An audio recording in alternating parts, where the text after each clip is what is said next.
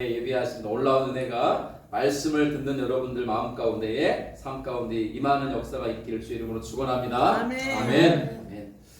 오늘은 창세기 강의 79번째 시간으로 예배자에게 주시는 은혜라는 제목으로 말씀을 나누도록 하겠습니다. 제목 같이 읽어보죠. 예배자에게 주시는 은혜.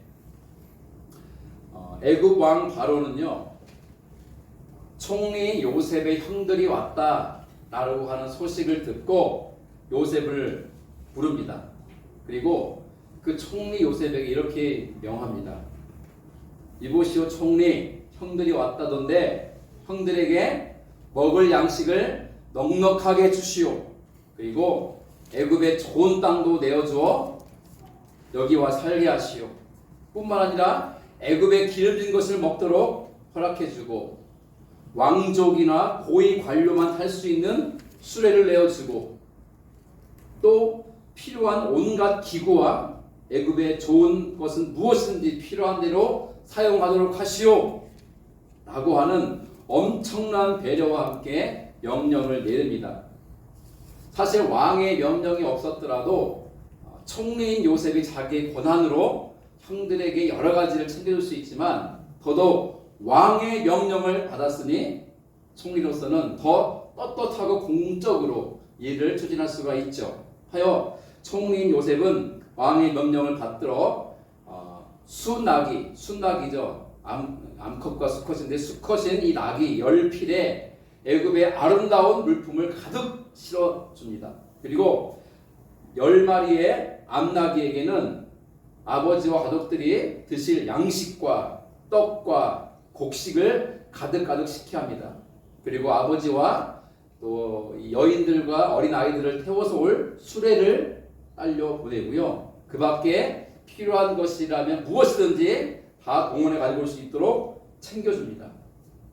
자, 여기까지는 왕의 배려와 명령을 따라준 거예요. 그리고 요셉이 보너스로 형들에게 뭘 주냐면 겉옷을 한 벌씩 줍니다.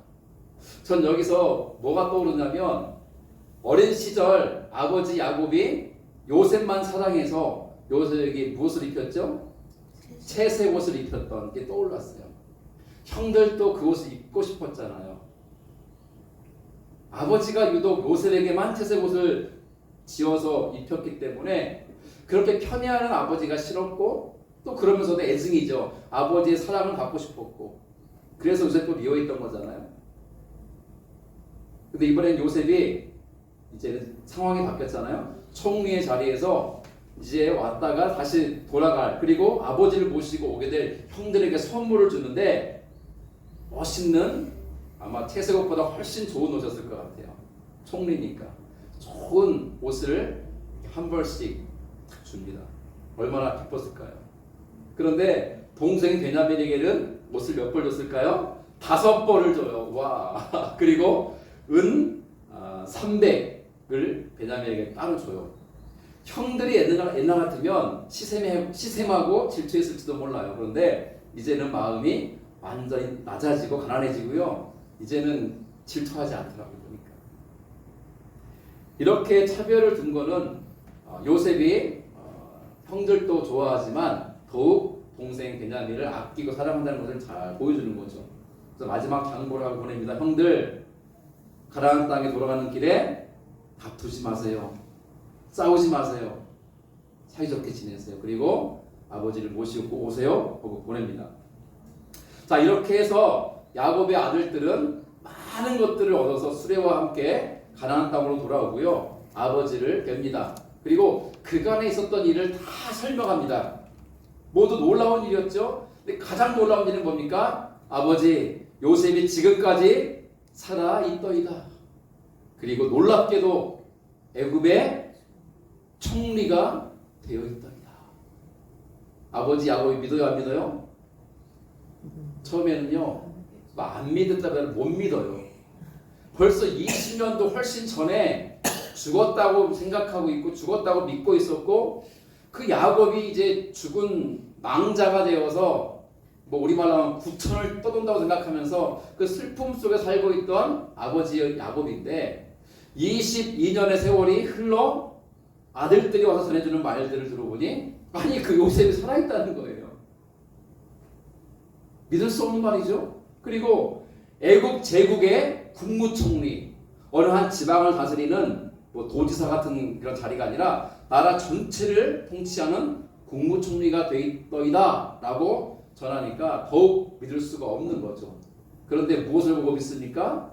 그 아들들이 가지고 온 엄청난 물품과 양식과 또 뭐 곡식과 그리고 떡과 그리고 가장 중요한 것은 뭐냐면 왕이나 고위 관료가 탈 수 있는 화려하고 의리의리한 수레가 눈앞에 있는 걸 보고 그제야 야곱이 믿습니다. 이제 야곱 아버지에게 말합니다. 아들들이 아버지 요셉이 아버지와 온 가족을 다 데리고 애굽으로 오랍니다. 와서 같이 살자고 합니다. 가십시다. 그래서 야곱이 갈 수 없다고 말했을까요? 가자. 내 죽기 전에 누구를 보리라? 요셉을 보리라 하면서 마음을 딱 정합니다. 자, 그렇게 해서 모든 가족이 짐을 꾸렸겠죠. 짐을 꾸리고 장막을 다 걷고 그리고 가축들과 짐들을 다 몰고 어린아이들은 등에 업고 또 아버지나 어린애들은 수레에 태워서 이제 머나먼 여정길이 오릅니다. 이때 야곱의 나이가 야곱의 나이가 130세였어요. 130세. 와, 이제 돌아가실 날이 얼마 안 남은 아주 고령이죠. 그럼 이 정도 나이가 돼서 먼 곳으로 여행도 아니고 이주하러 간다는 게 보통 일입니까? 야곱 인생의 마지막 모험이에요. 어쩌면 130년 동안에 살았던 그의 인생 가운데 가장 큰 위험을 감수한 모험이 아닐까 싶습니다. 결정하기가 쉽지 않았지만 또 한편 쉬웠던 것은 사랑하는 아들 요셉이 살아있다는 말 때문에 요셉을 만나기 위해서라도 내가 애굽에 가리라 마음을 먹었던 거죠. 그 노인이 된 130세 파파 할아버지가 된 야곱은 모든 자녀들, 손주들, 뭐 증손주들, 고손주들 하여간 몇 대 후손까지 다 이끌고 길을 떠나서 드디어 이제 애굽을 향해 갑니다. 근데 가나안 땅이 뭐 좁은 게 아니잖아요. 넓잖아요. 그들이 살고 있던 땅은 헤브론이라는 좀 중간쯤 위치한 땅인데 그 헤브론에서 출발을 해서 애굽을 향해 가는데 이제 그 넓은 지역인 가나안 땅의 최남단인 부엘세바라는 곳에 이르러요. 이제 뭐 하루길 이상 갔을 터이니 해가 지고 이제 장막을 치고 머물러야 되는 그런 상황인 거죠.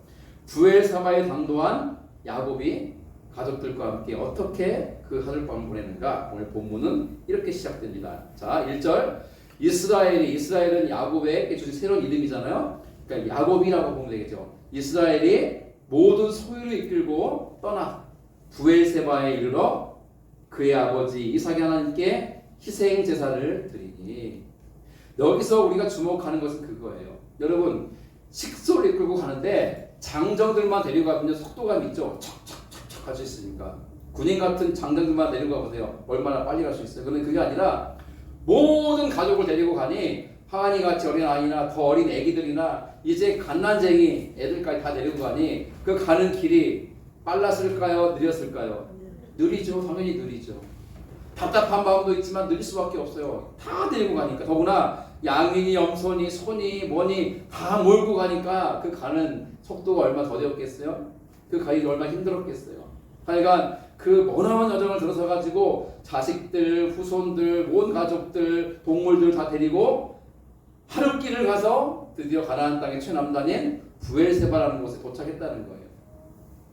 여러분들이 지금 야곱이라면 가장 먼저 뭘 하시겠습니까? 부엘세바에 도착해서 첫날 밤을 보내는데 이제 떠나서 텐트를 치고 불을 지피고 국을 끓이고 우리 권미은 목사님 국을 끓이고 반찬을 하고 막 음식 준비해야 될 거 아니에요. 애들은 배고프다고 막 낑낑대고 울고 막 보채고 함께 왔던 사람은 지치고 피곤하고 배고프고 목마르고 막 지금 빨리 밥 먹고 자고 싶고 막 그런 거예요. 그런데 그 130세의 고령의 극노인이죠. 야곱이 가장 먼저 무엇을 하냐? 천막도 치기 전에 밥을 해서 먹기도 전에 하나님께 희생 제사를 드렸다는 거예요. 하나님께 한마디로 말하면 예배를 드렸다는 거예요. 예배를. 전 여기에서 야곱의 삶의 변화를 봐요. 이전의 야곱의 삶을 보면요, 조금 수동적이에요. 하나님이 꿈에 혹은 환상 중에 찾아오셔서 너는 어디로 가서 거기서 제단을 쌓고 예배를 드려라 라는 명령을 받고서야 움직였고 하나님의 명령을 따라 예배 드렸어요. 근데 이제 야곱은 어떻게 하느냐? 하나님이 브엘사바에 가거든 예배를 드려라라고 말한 적이 없어요. 그런데 야곱이 이 머나먼 여정에 첫 하루를 보내고 가나안 땅을 아직 못 벗어난 거예요. 가나안 땅에 브엘세바라는 곳에 이르렀을 때에 지치고 피곤하고 배고프고 여러 가지 어려운 상황이지만 가장 먼저 뭐 했냐? 하나님께 희생제사, 희생제사는 짐승을 잡아 그 피를 뿌리며 그 희생 제물을 통해 제사드리는 거예요. 그 당시 예배의 모습이죠. 하나님께 예배를 드렸다는데 저는 제 눈이 가더라고요. 그리고 어떻게 말씀이 이어지는가 보세요. 2절. 그 밤에 하나님이 이상 중에 이스라엘에 나타나 이르시되 야곱아 야곱아 하는지라. 야곱을 부르신 거죠. 하나님이. 야곱이 이르되 내가 여기 있나이다 하매. 자, 하나님이 야곱을 찾아온 것은 언제입니까? 밤에라고 좀 어느 밤에? 그 밤에. 그 밤은 뭐예요? 1절이잖아요. 희생 제사를 드린 그날 밤에 하나님을 예배한 그날 하나님이 찾아오셨다는 것을 말하는 거예요. 여러분, 아무리 사랑하는 아들 요셉을 만나러 가는 길이라고는 하지만 이게 여행이 아니잖아요. 아예 내 삶의 처소를 바꾸는 거예요. 저지난주 우리 마지막 목장 모임 때 VIP 자매 2명이 왔었잖아요. 근데 그 자매 둘 다 대구 태어난 대구 토박이들이더라고요. 그렇잖아요. 우리 여기 권미연 목장님도 토박이시고 우리 정화자매도 여기서 태어났고 우리 최 집사님 혹시 고향이 어디 태어나신 곳이 어디십니까? 대구. 대구. 옛날에 경북이었죠. 아 그렇죠. 네. 어쨌든 대구 태어나신 거죠? 대구 토박이시죠 우리 최 집사님도.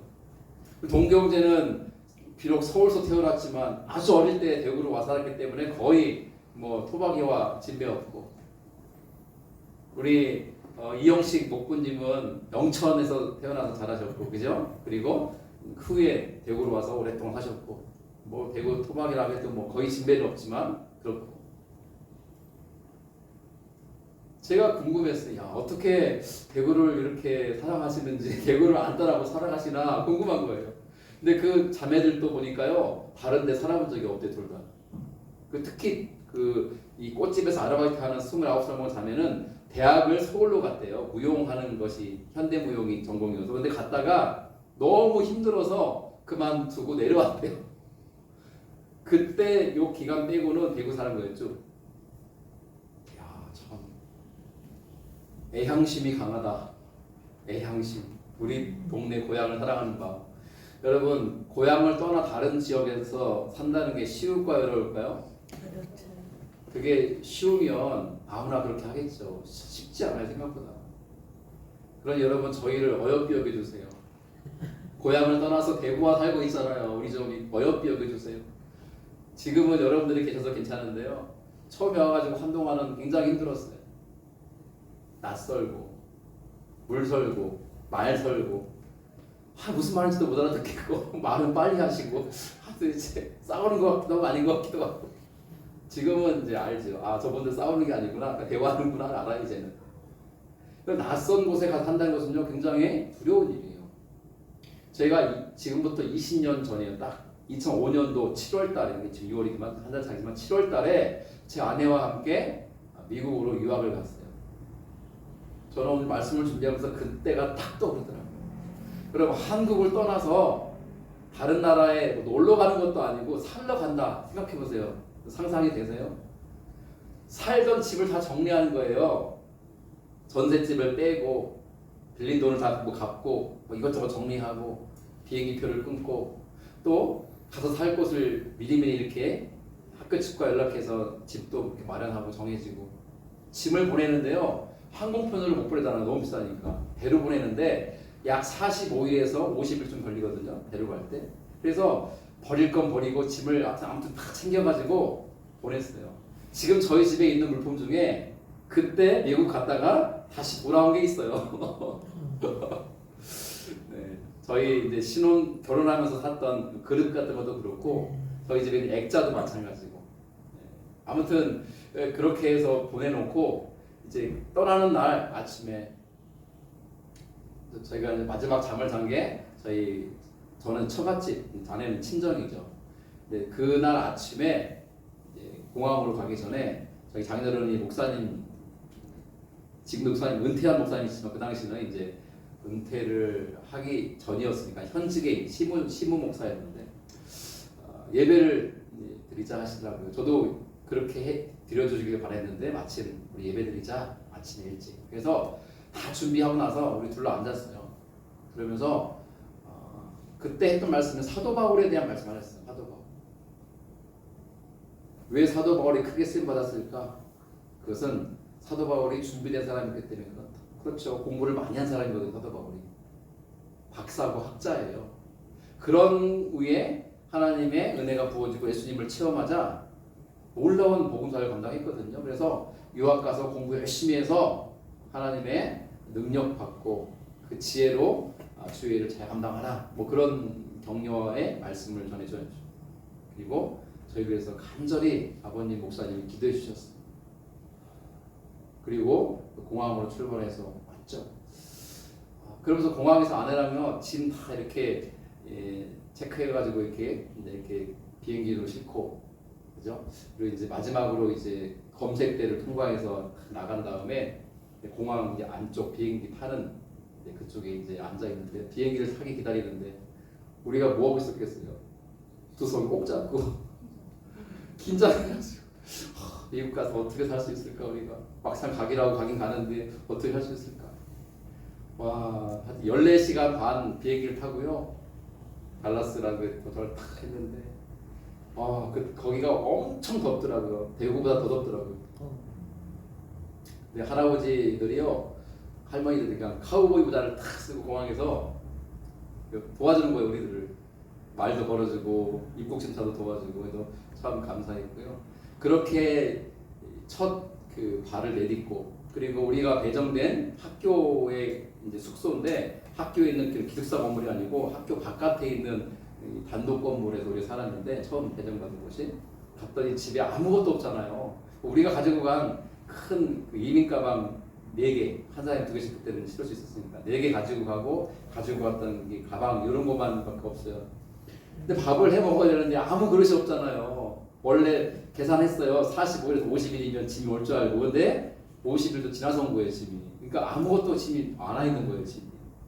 그래가지고 우리가 슬슬 걸어가지고 햄버거 파는 집이 있길래 가서 햄버거 하나 사 먹고 이만한 컵에다가 콜라 가득 담아가지고 마시면서 집에 와가지고 우리 앞으로 짐이 안 오면 어떻게 살지?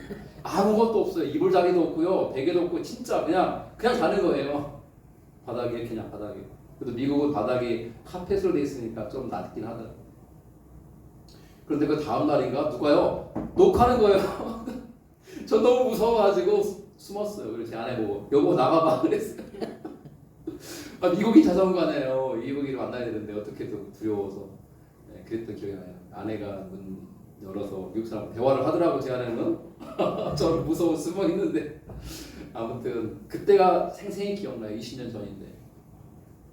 낯선 나라에 간다는 거, 이민 간다는 거, 이주한다는 것은요 여행 가는 게 아니기 때문에 굉장히 긴장되고 굉장히 염려가 되고 두려운 마음이 드는 거예요. 긴장. 여러분 130세의 고령인 야곱이 비록 사랑하는 아들 요셉을 만나기 위해서 애굽에 가기로 마음을 먹고 나섰지만 그가 이 70여 명의 식솔들을 데리고 그 먼 길을 간다는 것. 여러분 지도를 나중에 오늘 준비 안 했지만 보면은 가나안 땅에서 애굽까지 가는 길이 굉장히 멀어요. 그리고 그 사이에 뭐가 있냐면 광야를 지나요. 광야.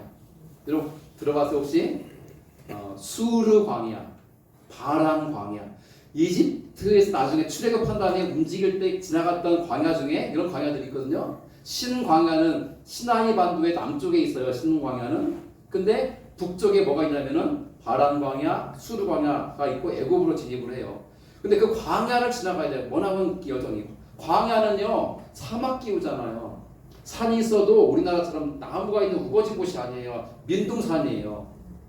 그런 험악한 곳을 지나가야 돼요. 나이도 많고 데려가는 식솔 중에는 장정도 있지만 어린애들도 있다고 그랬잖아요. 이 많은 식솔들을 데려가는 험난한 여정 속에서 야곱은 두려웠고 염려가 많았어요. 그 불안했어요. 그런데 그 가운데에 첫날 숙박을 하기 위해서 야영을 하기 위해서 천막을 쳐야 되는 상황 속에서 천막을 치기 전에 그가 한 게 뭐라고요? 하나님께 제사를 드리고 예배를 드렸다는 것에 저는 야곱의 믿음을 봅니다. 왜 성경은 2절에 하나님이 이상 중에 이스라엘인 야곱에게 나타나셨는가? 이상은 뭐예요? 이상? 환상이에요. 여러분 환상은 꿈과 달라요. 환상은 깨어있을 때 보는 것이 환상이고요.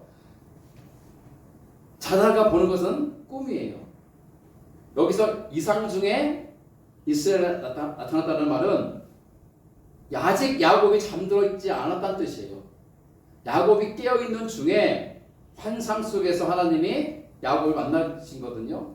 근데 그렇게 찾아오셔서 만나주신 사건이 언제 있었는지를 유념해서 보라는 거예요. 예배를 드린 바로 그날 하나님이 찾아오신 거예요. 하나님은 우리의 예배를 기뻐하십니다. 우리가 하나님께 예배를 드릴 때 하나님은 가장 기뻐하신다고 저는 생각을 해요. 하나님은 우리의 예배를 받으시기를 간절히 바라시죠. 예배를 드린다는 것은 우리가 이 1시간 동안 앉아서 여러 가지 절차를 따라 순서를 따라 예배의 예식을 진행한다는 차원의 얘기만을 의미하지는 않아요. 우리의 삶이 예배가 된다. 우리가 그게 뭘 의미해요? 여러분 예배라는 게 뭡니까? 예배. 예배란 말의 어원은요. 나중에 또 설명드리겠지만은 가장 가치 있는 자에게 최고의 것을 드린다는 뜻이에요. 하나님을 예배한다는 것은요. 하나님이 내 삶에 가장 소중한 분임을 인정하고 그 하나님께 나의 모든 걸 드려 그거를 높여드리는 것이 예배예요. 이 1시간 동안 드리는 주일 예배도 하나님이 가장 고귀하고 존귀한 분으로 높임 받으셔야 되지만 이 예배가 축도로 끝나고 야 밥 먹자 하고 우리가 이 문 밖으로 나가서 카페로 막 들어가 앉고 할 때에 그 시간부터 이어지는 또 다른 우리의 일상 삶 속에서 하나님이 내 삶에 가장 소중하고 중요한 분으로 자리매김하고 있어야 되는 거예요. 그리고 내가 생각하고 내가 판단하고 결정하고 행하는 모든 삶의 모습들이 하나님을 최고의 분으로 여기며 그리 살아가는 삶이 되어야 되는 거죠. 그게 바로 예배의 삶인 거예요. 그 예배의 삶의 가장 가시적인 모습은 뭐냐? 하나님께 우리가 이렇게 예배를 드리는 이 행인 거예요. 그러니까 이 예식의 예배와 삶의 예배는 동전의 양면처럼 맞물려 있는 거예요. 여러분 지난주 생각해보세요. 월요일부터 어제 토요일까지 일주일 동안 가정에서 직장에서 사업처에서 사람들 만나고 한 주간을 살았어요. 그 삶 속에서의 시간들이 하나님과 함께하고 하나님을 예배하는 삶이 아니었다면 죄송하지만 이 시간 드리는 예식의 예배에 성공하기 어렵습니다. 죄악 가운데 마음대로 살다가 와가지고 하나님을 예배 드린다고 하면 그 예배가 하나님 온전한 예배가 되기가 어렵다는 거예요. 또 하나 드릴게요. 오늘 지금 이 예배가요 한 주간을 시작하는 주일이잖아요. 제가 누누이 말씀드렸고 또 드릴 것이지만 달력에 보시면 맨 앞에가 무슨 요일이에요? 주일이에요. 사람들은 주말이라 그래서 토요일하고 일요일을 주말로 여기면서 막 하고 월요일부터 한 주의 시작으로 여기지만은 그건 믿지 않는 사람 얘기고요. 우리는 하나님의 법칙을 따라 살아가는 사람들이죠. 그건 뭡니까? 주간의 첫날은 주일이에요. 그러니까 달력에 앞에 나와 있잖아요. 그 사람들이 모르고 그 살 뿐이지. 우리는 주간의 첫날 그 귀한 시간을 하나님 예배함으로 열어가요. 이 시간이 왜 중요하냐면 하나님을 체험하고 하나님을 경험하고 하나님의 음성을 듣고 내가 이렇게 살리라 결단하고 나서는 시간인 거예요. 하나님 공급하시는 하나님의 신령한 것들을 맛보는 시간이에요. 이 예배가 성공적으로 드려져야 이어지는 한 주간이 승리하고 성공할 수 있다는 거예요. 오늘 예배를 실패하면 한 주간 실패해요. 오늘 예배를 망치면 한 주간을 망친다니까요. 첫 단추를 잘못 끼웠는데 어떻게 나머지 단추를 잘 끼울 수 있겠어요? 그러니 여러분, 이 주일날 드리는 예식으로서의 예배가 중요하고요. 또 하나 삶으로 드리는 예배가 중요한 이 두 가지는 동전의 양면이에요. 그러면 지금 보세요. 야곱의 믿음이 어디에서 빛나는가? 피곤한 상황이고 지친 상황이고 배고픈 상황이고 두려운 상황이고 염려가 가득한 상황이죠. 낯선 곳으로 가고 있으니까. 여러분, 내내 살던 가나안 땅을 떠나서 아주 예전에 가본 적이 있긴 한데 그때는 젊을 때고 가물가물하고 이제는 남은 생에 살고 죽을 때까지 살려고 애굽으로 간다는 거죠. 나는 죽더라도 내 후손은 거기서 살 거잖아요. 애굽에서. 이러한 중요한 결정을 내리고 가는 길이에요. 그러나 마음에 두렵고 염려가 가득한데 그러한 번민이 있고 고민이 있고 다시 돌아갈까 집으로? 그냥 요셉 보고 와서 아버지를 좀 이렇게 인사드리고 나를 좀 보러 오라 이렇게 말을 좀 넣을까? 이런 생각도 왜 안 했겠어. 그러나 야곱은 그렇게 하지 않고 그 길을 가기로 마음 먹었고 첫날 저녁을 맞이하면서 해가 지고 이제는 텐트도 치고 밥도 해먹고 해야 되는 상황이지만 다른 걸 다 물리고 하나님을 예배함으로 나갔다는 거예요. 하나님은 그 예배를 받으신 거죠. 여러분, 수만 명이 모여서 삐까뻔쩍하고 으리으리한 교회 건물에서 드리는 예배가 아니라 노상에서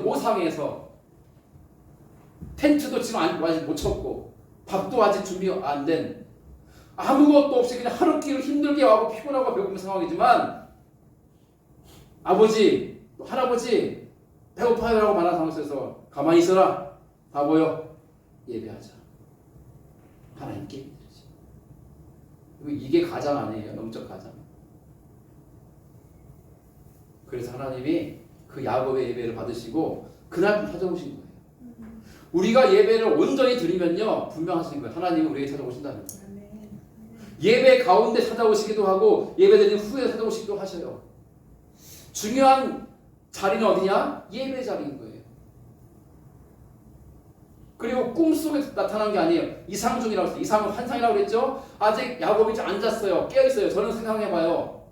예배 드리고 나서 비로소 텐트도 치고 밥 준비해서 먹고 했을 거예요. 밥 먹고 나니까 이제 뭐예요? 피곤이 몰려오니까 자고 싶잖아요. 자고 싶으니까 뭐 해야 돼요? 자야죠. 그런데 야곱은 잠이 안 와요. 이 길에 어떤 일이 벌어질까? 애굽에 가서 살 수 있을까? 가는 것이 맞을까? 두려운 마음, 염려하는 마음, 긴장이 가득해요. 아마 상상해봐요. 하나님께 기도하지 않았을까? 그러나 확신은 없죠. 그런 말은 없으니까. 그러나 중요한 것은 하나님이 예배드린 야곱에게 찾아오셨다는 거죠. 그리고 하신 말씀이 오늘 마지막 3절은 이럽니다. 같이 읽어볼게요. 시작. 하나님이 이르시되 나는 하나님이라 내 아버지 하나님이니 애굽으로 내려가기를 두려워하지 말라. 내가 거기서 너로 큰 민족을 이루게 하리라.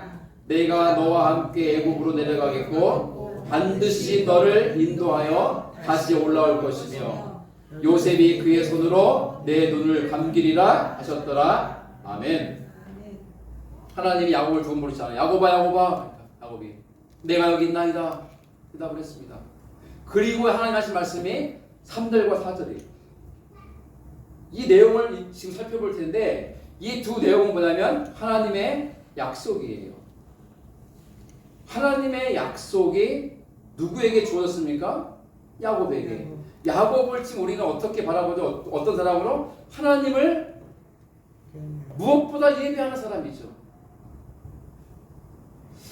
저는 하나님을 예배함에 제 마음에 감동이 오는 성경의 말씀은 여기에요. 여러분, 오늘 예수님이 성전에서 이렇게 앉아서 헌금하면서 집중해서 좀 보시면 좋겠습니다. 성전에 가면 헌금함이 있어. 우리처럼 물론 어떻게 생긴지 잘 모르지만 헌금함이 있고 성전에 오는 성도들이 헌금하면 헌금을 하고 성전에 들어가서 기도하고 그리고 예배드리고 가고 그러거든요. 그러니까 헌금함이 있는데 오늘 예수님이 의도적이죠. 헌금함 앞에 앉아 있었어요. 누가 얼마나 벌려고 하는지 모르겠지만 이렇게. 근데 한 가난한 과부가 들어옵니다. 그리고 2렙돈을 쨍그랑 하고 헌금함에 넣었어요. 근데 주님께서 제자들한테 말씀하신 거예요. 얘들아, 봤냐? 뭘요? 아까 그 과부인데 그 여인이 하나님께 드린 가장 많이 드린 여인이다. 하나님이 정말 기쁘시게 받으셨다 말씀하셨어요. 이런 2렙돈이 얼마인 줄 아십니까? 저도 2렙돈이 동전이니까 500원짜리 2개는 되겠지 생각했는데 찾아보니까 아니에요. 10원짜리 동전 2개 정도밖에 안 돼요. 20원. 그럼 요즘 20원 헌금하는 사람이 있습니까? 그럼 하은이도 100원짜리 주면요 별로 안 좋아해요. 1000원짜리 이상 줘야 좋아하지. 10,000원짜리 줘야 좋아. 이제는 알아요. 하은이도 돈의 가치를. 이거 가지고 가게 가면 사 먹을 수 있다는 걸 알아요. 근데 동전 가지고 가면 사 먹을 수 있는 게 뭐 별로 없다는 걸 알아요. 근데 요즘 우리가 동전 가지고 다니지도 않잖아요. 저 동전 본 지도 오래됐어요 진짜. 그런데 그 동전 100원짜리 500원짜리도 아니고 10원짜리, 요즘 10원짜리 본 적 있으세요 혹시? 10원짜리 동전 2개가 2렙돈이에요. 그거보다 더 작아요 사실은. 그게 헌금입니까? 그 20원 되면 성전이 막 굉장히 막 번창해지고 제사장이 막 기뻐할까요? 20원 됐다고? 여러분 아무 가치도 없는 돈이에요. 내나 마나한 돈이에요. 부끄러운 돈이에요. 아마 쨍그랑 돈 떨어질 때 여러분 동전이 헌금에 떨어질 때 500원짜리 떨어질 때 소리하고 10원짜리 떨어질 때 소리가 비슷하겠지만 좀 다르지 않겠어요? 창피한 일 아니에요? 20원 넣는다는 게. 근데 예수님이 그랬다니까요. 이 여인 누구보다 하나님께 많은 걸 드렸다 그랬어요. 왜 예수님이 그렇게 그 과부를 칭찬했을까요? 여러분 이런 상상을 해보세요. 수천억도 적다 요즘은. 수조, 수십조, 수백조 해야 될 수 없는 어마어마한 돈을 가진 갑부가 있는데 그 갑부가 우리 교회에 와가지고 1억 헌금을 하고 갔어요. 주일 예배 드리면서 1억 헌금을. 공경제 갑자기 1억 얘기가 커지는 것 같아요. 1억 헌금을 딱 하니까 갔어요. 근데 알고 봤더니 그 사람이 직분은 안수집사인데 직분은 장로인데 아직도 내 삶의 주인이 하나님 아니고 내 자신이에요. 그런 사람이 드린 헌금은요, 죄송하지만 하나님 안 받으세요. 아직도 내 삶의 주인이 나. 내가 내 삶의 주인인 것은 뭐예요? 내 가진 모든 것도 다 내 거잖아요. 내 것 중에서 일부 떼어서 적선하듯이 드리는 것 하나님 안 받으신다니까요. 하나님이 무슨 거짓입니까? 그런데 왜 주님은 그 과부가 드린 2렙돈 20원도 안 되는 그 짤랑거리는 그 가치도 없는 어이 이거 가지고 가. 이게 무슨 헌금이라고 이걸 내고 그래. 가지고 가. 라고 해도 누가 뭐라고 할 수 없는 하찮고 아무 가치 없는 헌금을 내고 들어가는데 예수님은 그 여인을 칭찬하셨잖아요. 누구보다 하나님께 많은 걸 드렸다고. 여러분 왜 그럴까요? 없는 중에 핵심은 그거예요. 그 과부 삶의 주인이 누구였어요? 하나님이었어요. 내 삶의 주인은 하나님이셨기에 내 주인 하나님께 최선의 걸 드리고 싶은데 가난해서 드릴 게 없잖아요. 근데 그날 반일하고 받은 돈이 2렙돈이에요. 20원. 그 20원을 다 드린 거예요. 다 드린 거예요. 우리가 볼 때는 야 그게 무슨 돈이야? 그게 헌금이냐? 라고 말할 줄 몰라. 그러나 그 여인에게 다 드린 거라니까요. 제 마음은 그런 것 같아요. 생각해봐요. 여인은 20원 딸랑 드리면서 하나님 죄송해요. 더 많은 걸 드려야 되는데 제가 가진 게 이거밖에 없네. 오늘 일하고 받은 돈이거든요. 근데 제가 돈 더 많이 벌면 더 드릴게요. 이 여인의 중심에 누가 계십니까? 하나님이 계신 거예요. 하나님이 내 삶의 주인이신 거예요. 이게 예배인 거예요. 여러분 아세요? 내 삶이 평안하고 주어진 게 넉넉하고 부요해. 그 속에서 드리는 어떤 것이 예배가 아니라 가난하고 외롭고 긴장되고 고통이 있고 고민이 있고 마음에 번민이 가득한데도 불구하고 하나님께 나아가서 하나님을 바라보고 내 삶의 모든 걸 내려놓고 맡겨드리고 하나님을 바라보고 하나님께 예배하는 것이 하나님이 정말 받으실 예배라니까. 헌금도 마찬가지예요. 하나님, 제가 지난달 나에게 주어진 돈이 이거밖에 안 되네요. 그러나 이 돈에 모든 것은 하나님이 주신 하나님 것임을 나는 압니다. 내가 이것에 10의 1줄 하나님의 것으로 드립니다. 하나님 받으십시오. 그가 드린 11조가 누가 볼 때는 야 그것도 헌금이냐 할 만큼의 작은 돈일지라도 하나님 것을 받으십니다. 왜 받으신지 아세요? 그의 중심에는 하나님이 계시고 그는 하나님을 자기 주인 삼고 살아가니까. 여러분, 예배는요 어떠한 환경 속에서 드리는 거예요. 죄송하지만 목사님, 저는요 와야 되는 사람이 안 오면요 예배 시작하면서 마음이 정말 무거워요. 죄송하지만 오늘 와야 되는 걸 바꾼 사람 많았잖아요. 무슨 이유가 있겠죠. 아프시든지 아니면 갑자기 분이 급한 분이 생겼든지 잘 모르겠어요. 연락 온 게 없으니까. 근데 안 왔어요. 또 우리 김용철 성도님 교회 온다고 나오다 어지럽다고 해서 못 온다고 연락 오고 들어가서 지금 쉬고 계세요. 용어는 지금 오죽지 안 나오고 있어요. 이렇게 안 나온 걸 보면은 마음이 엄청 무겁죠. 제가 아직 하수라 그래요, 여러분. 죄송해요. 진짜 예배의 보수는 누구냐? 여기 아무도 없어도요 혼자 하나님을 온전하게 예배하는 예배자가 되는 거예요. 왜? 어떠한 상황 속에서도 하나님 예배한다고 했습니까? 어떠한 처지에 있더라도 하나님만 바라본다고 했습니까?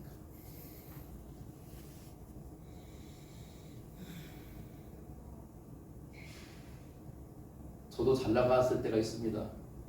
이영식 목사님 저희 예배도 잘 나갈 때가 있었어요. 근데 그때는 굉장히 제가 직업적으로 사역했던 것 같아요. 직업적. 근데 진짜 목사다운 목사가 돼가고 있는 것은 저는 지금이라 생각을 해요. 비로소 대구 드림교회에서 목회하면서 저는 저의 연약함과 부족함이 깎여지고 있다고 생각을 해요. 아직도 멀었지만. 저는 기도해요. 여러분들 중에 아무도 혹시 안 오더라도 제 아내는 오겠죠. 그래도 제 아내와 둘이 예배를 드려도 하나님만 바라보고 감사하며 찬양하며 예배할 수 있는 예배자가 되기를 원합니다. 저는 솔직히 그런 마음으로 예배를 드리고 싶어요. 그런데 그렇게 자신은 없어요. 우리 체입사님 안 오시고 조입사 안 오시고 다 오시면 이게 무슨 일이지 오늘? 아무도 안 오시지? 하면서 11시 됐는데 안 나오시면 아내와 함께 여보 아무도 안 왔으니까 집에 그냥 가자 하고 돌아갈까요 지금? 아니면 아무도 없지만 여보 반주하세요. 우리 얘기합시다. 예배드니까. 오늘 이 시간 제 마음은 그렇게 먹어요. 하나님 아무도 없어도 아내와 둘이 예배드리게 해주십시오. 우리 교회에 마침표를 찍더라도 그 마침표는 예배가 되게 해주십시오. 내가 실패한 것 같고 내가 무너진 것 같고 내가 외롭고 너무나 좌절스러운 상황에 처하다 할지라도 하나님이 내 삶의 주인으로 자리하고 계시다면 우리에게는 염려할 게 없어요. 왜냐하면 하나님께서 오셔서 말씀을 보세요. 뭐라고 말씀하세요? 두려워하지 말라고 그러잖아요. 이 말은 뭡니까? 지금 야곱이 엄청나게 두려워하고 있다는 것을 막 의미하는 거예요. 두려워하고 있는 거예요. 낯선 나라로 가야 되니까. 이주해야 되니까. 그냥 동네에서 동네로 가는 이사가 아니에요. 이민 가는 거예요. 이민. 다른 나라로. 온 가족들 다 데리고. 이제 내 나이 130살이에요. 얼마 살지 몰라요. 아마 짐작컨대 애굽에서 죽을 것 같아요. 내가. 근데 내가 타지에서 이렇게 죽어서 되겠나? 우리 후손들은 어떻게 될까? 온갖 염려가 가득하죠. 광야의 길도 가야 되고 바람 광야도 지나야 되고 수르 광야도 지나야 되고 그 험한 길을 가야 되는데 얼마나 두려웠겠어요. 하나님이 그러세요. 야곱아 애굽으로 내려가는 것을 두려워하지 말아라. 여러분 이 말씀 하나면요 이미 야곱 마음의 두려움은 사라진 줄로 믿습니다. 왜? 하나님이 두려워하지 말라면요 마음의 두려움이 사라지는 거예요. 여러분 하나님이 일단 오셔서 그 말씀 하신 자체가 은혜잖아요. 그 은혜를 입으면 두려움은 사라지는 거예요. 여러분 빛이 비치면 어둠은 사라지듯이 하나님이 임하시면 우리 안에 모든 죄악과 더러운 것들이 사라지는 거예요. 그분의 생명과 구원과 의의 빛 때문에. 지금 야곱이 그런 상황이잖아요. 두려워했어요 지금까지. 근데 하나님 오셔서 만나주심으로 두려움이 사라진 거예요. 약속을 주세요. 뭡니까? 3절에 내가 거기서 너로 큰 민족을 이루게 할 것이다. 지금 가는 사람은 70명밖에 안 되는데요. 큰 민족을 형차 이루게 하겠대요. 그리고 4절 보세요. 내가 너와 함께 애굽으로 내려갈 거야. 두려워하지 마. 그리고 반드시 너를 다시 인도하여서 올라오게 할 거야. 보면 가나안 땅으로 돌아오게 할 거라는 거죠. 그리고 너 죽을 때 네가 사랑하는 요셉이 자기 손으로 네 눈을 감기게 해줄 거야. 여러분 이 영광스럽지 않아요? 여러분들의 마지막 순간을 제가 지켜드리고 싶습니다. 눈 감겨드릴게요. 집사님, 목자님, 권사님 편히 주무시고 하나님 품에 안 계세요. 먼저 가 계세요. 뒤따라 갈게요. 눈 감겨드리고 마지막 임종 예배 드려드릴게요. 영광 아니에요? 사랑하는 요셉의 눈을 감겨줘. 여러분 이 약속의 말씀 오늘 사실은 더 다루려고 했는데 시간상의 말씀을 더 깊이 못 다루게 생겼어요. 하나님이 이 늙은 야곱에게 어마어마한 약속을 주는 거예요. 여러분 늙은 사람에게는 꿈과 비전과 소망이 있진 않아요. 그냥 잘 죽으면 그게 전부죠. 근데 야 너로 큰 민족을 이루게 할 거야. 이런 말씀이 가당키는 해요. 근데 약속의 말씀이 주어져요. 여러분 마지막에 말씀드리죠. 하나님의 약속을 받아야 돼요. 우리도 약속을. 근데 그 약속은 왜 받아야 되냐면 하나님이 하신 약속은 반드시 이루어지기 때문에 그래요. 내가 이런 한 약속은요 자칫 의미가 없어요. 제가 안 지킬 수 있고 여러분도 안 지킬 수도 있잖아요. 근데 하나님은 한번 하신 약속은 반드시 지키고 이루세요. 그렇기 때문에 하나님의 약속은 반드시 이루어지는 거예요. 그러므로 야곱이 70명만 데리고 지금 내려가고 있는 식솔이 70명 됐거든요. 데리고 내려가지만 장차 큰 민족을 이루할 것이다. 우리 알잖아요. 모세를 통해 내리고 나올 때 장정만 60만 명이었어요. 장정만. 그러니 수백만 명의 민족을 데리고 왔잖아요. 이루어졌어요. 그리고 애굽으로 내려갔지만 하나님이 야곱과 함께 하셨고 그가 거의 죽어요. 그러나 죽은 야곱의 시신을 다시 가지고 가나안으로 와요.